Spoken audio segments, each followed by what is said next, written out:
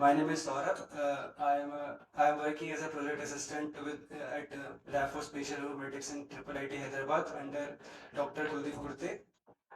So the topic is mixed use matters, revisiting building function classifications for Indian cities. So I'll just go with the for why this is important. Like you can classify buildings according to anything. Why only by function?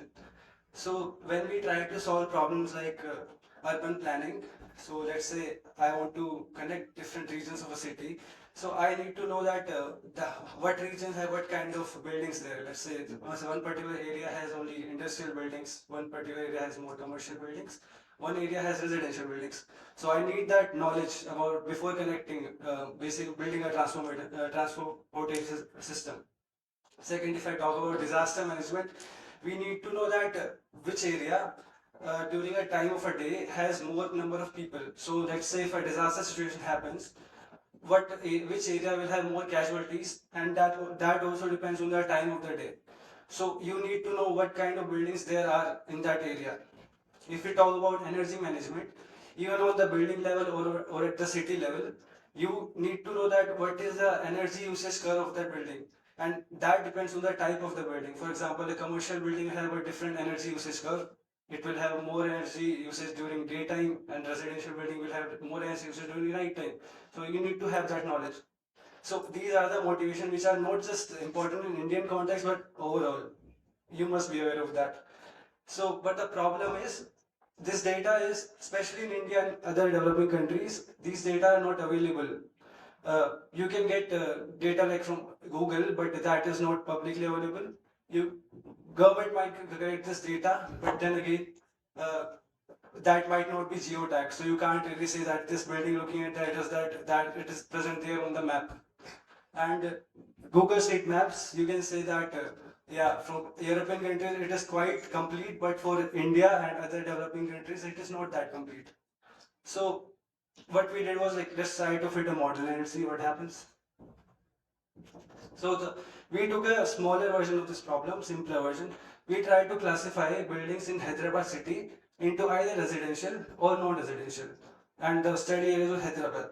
And we did that only by using publicly available data. So that at least if we can't transfer the model to other cities, at least we can transfer the pipeline. Uh, so as I said, the study area was Hyderabad, and the data sets that we used were first of all OpenStreetMaps for building polygons and ground truth. Second data set was Open Building 2.5D temporal for building heights, because that is not present in OSM, and world pop data for getting a population number for different regions in Hyderabad. Coming to the methodology,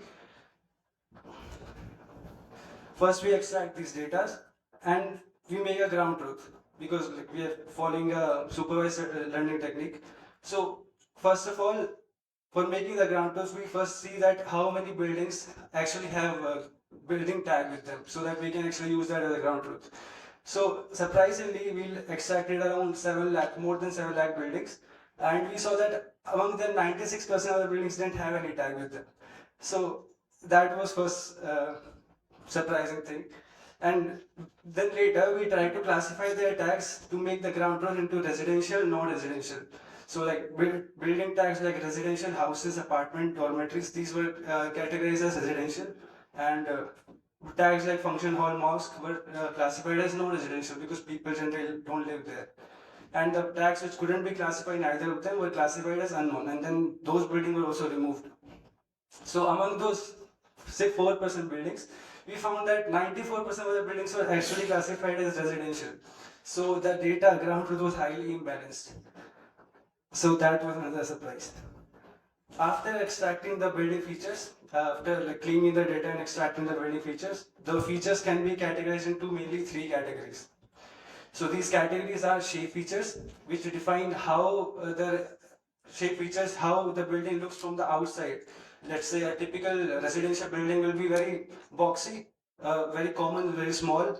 And on the other hand, a building like this building will have a very complex structure from outside, because they are made generally by keeping in mind how pleasing they are to the eyes. They have a very complex structure, they will be larger. And finally, spatial features. So spatial features are like how that building spatial, like how that building has a relations with other buildings spatially.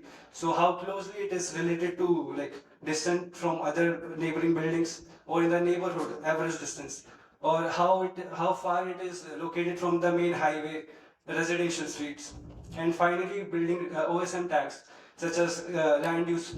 If that building falls in a land use, let's say commercial, so it is more probable towards being a commercial building. So these are the category of features that we extracted, and in total there were 51 features. After extracting them, we did a normal 70-30 test in partition. We did the hyperparameter tuning, and since the data was highly imbalanced, as I showed in this particular slide, we did the threshold tuning. So typically for a binary classification, as we all know, the threshold is 0.5. That if the model is confident more than half that this is a residential building, it will classify. But since the data was highly imbalanced, we tuned it. So let's say if it after tuning the threshold gets, let's say 80%, so model has to be more than 80% confident that this building is a commercial residential building. So we increase the chances of it being non-residential, and then finally we do the evaluation. So this using this pipeline we trained 5 models, which were random forest, XGBoost, support vector classifier, artificial neural network, and logistic regression classifier. And then we like compared them. We basically benchmarked which is performing better. So as a metric, we chose macro F1, which is the unweighted average of F1 scores of both the categories. Uh, we found that random forest and XGBoost performed better than others. And among random forest and XGBoost, random forest performed like little better than XGBoost with a macro F1 of about 0.848. So then we looked at the category wise performance. So in residential building, we have a stunning performance of 98% recall and precision. What that means is, let's say our model says by recall that like let's say there are 100 residential buildings, our model will be able to recognize 98 buildings among them as correctly as residential. 2 buildings it won't be able to recognize. And by precision, it means that if the model says that these buildings are 100 buildings are residential, only 98 buildings among them will be actually residential. But when you come to the non-residential category, our performance drops, which is kind of expected and not expected at the same time because the performance is like very low. So it fell into 70% recall and 73% precision. Similarly, so to understand this, that yeah, we expected some performance drop because the data was imbalanced, but why this much? We actually verified this. We actually inspected this misclassified samples, and we went through the samples one by one. So on the right hand side, you can see the map. Okay, so these black buildings are the training data, so you can ignore them. These pink buildings are the positive means residential buildings. So pink buildings are the true positives, green buildings are the true negatives, means non-residential buildings. Red one are the false positive, which are the model says that are residential but are actually non-residential. And orange buildings are the buildings which model said that are non-residential but are actually residential according to the OSM data. So we found that the main cause of misclassifications were building structures which resembled a lot residential building structure, we resembled a lot like non-residential building structures. So if you see in the lower right corner, you first you see that orange building. That is actually a big apartment. And if you see just right next to it, it's a green building which is non-residential. And if you see both of them have a very like similar size. Now the model learns from the data that this is actually no residential building, but since this building is like these kind of buildings are very few in the data, these big apartments, model is not able to learn them, these features. So this was one cause of misclassification. Second was, look at the upper left corner. These red buildings were actually false positives. That means model said that they are actually residential. But these buildings are actually very small, very typical, like a residential building. When we manually verified that, it was actually a commercial activity on the ground floor, but above that, if you see, it's a residential activity. People are actually living there. So OSM data didn't tell the full story by the tag. So this was second cause of misclassification. So from here we found that maybe this category of residential, non-residential using OSM tag, maybe that has some fault. And we came up with mixed use category. To verify this, that actually is that the case, we manually verified over 100 buildings from our training data from residential and non-residential category. For that, we had this hypothesis that residential buildings, which are let's say in 100-meter range from a main road, has some good business value, right? People, it is more approachable from main road, so it is more prone towards being a commercial building also. Similarly, a non-residential building which is closer to residential building will have some people might be also living there, and it maybe has some commercial activity on the ground floor, maybe in the front of the house. So we following this pattern, we sampled over 100 buildings, and we found that 48% buildings were actually used for more than one purpose. So as you can see that this on the left image shows that this building was tagged as retail. Now, if you just look at the tag, you will say that it's a commercial building. But if you see the above floor, that is used for being, living. And if you see on the right hand side, that building is actually tagged as hospital. If you see more carefully, that is as a medical shop. So just by looking at the tag, you might see that is a hospital, but no, that is actually an apartment on the ground floor with medical shop. So coming to the conclusion and unique contribution. First of all, we made a pipeline. It might have its own flaws, but yeah, it can be used somewhat to classify buildings. Later, the findings that we had were very interesting. The findings can be concluded like this. First of all, I question that should we even use OSM data for classification, these tags, because these tags themselves have error, because they are annotated by humans, and that is a scope for error. First of all, even if it has error, we are using it. The question is, even if they are right, are the tags telling the full story? So can they be used for making the ground truth? Because as you can see in this image, the tag is retail.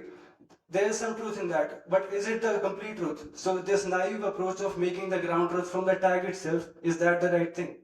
Second, whenever I know that many of you would have some work in building function classification, so you would have known that people actually make these concrete classes of industry, residential, commercial. But you will rarely see classes which are overlapping, like mixed use. So this category maybe should be more flexible. So these were the main findings that we had. So our future work, we are trying to solve these problems. First, we are trying to move towards semi-supervised learning, where we will use some pure manually verified samples for training that will take care of ground truth and huge imbalance in the data, because it works good with noisy data and imbalanced data.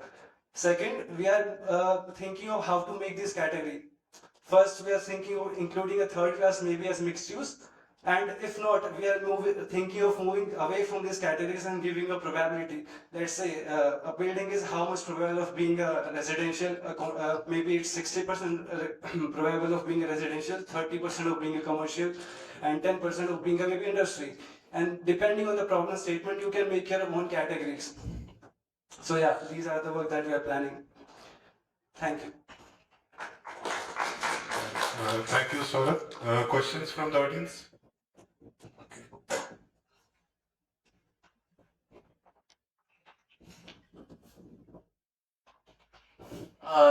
This may seem a bit trivial, but the way buildings are used, you may also know that it depends the way. In like mixed use is a generic term, and so you need to differentiate between what kind of mixed use. Uh, so for example, sometimes you can't just label a building mixed use. You need to specify what exactly mixed use it is, like retail and residential, or retail and hospital, or things like that. Is it also something that you're doing, or? Yeah, exactly. Actually, that is not a trivial thing. It should be defined properly. But the main thing that I'm trying to say is classes should not be concrete. They should be overlapping. And now, how they overlap, that can be decided later. So that is the point that actually you're right that there should be some definition that will work when we are actually doing that. Good work. Thank you very much. I think you said about probability. of class. You don't give them exact label, na? So perhaps fuzzy kind of Yeah, fuzzy classification. labels we can maybe have. fuzzy That was labels also a thing that we you were can have. considering. Yeah, that's only a comment, na? You can Yeah. think. Any other questions? I have one question. So have you tried relating it with extracting some information from city master plans? Yes, sir. Actually, we tried using that, but the main thing you are saying maybe government data also, right? City master. Yeah, but the main, we have actually not tried rigorously, but the first problem that we face that on a large scale, you need an API to extract the data, right? And with government, I think websites you face first problem with that. How will you extract the data? How will you like manually verify you can do? But on a larger scale, how can you do that? Okay. Have you looked into OHR map? OHR map is a 3D building data. No, sir. Right now, I have not done that. So I will please do look that. at it Yes. and maybe they have better, because they cleaned up the data. Okay. Okay. Maybe they have a better labeling which is not there in, I don't know. But this is an open data Okay. for the entire globe. Yes. So you can try with overture maps. Huh? Yes, sir. Okay. Okay. Thank you, Saurabh. So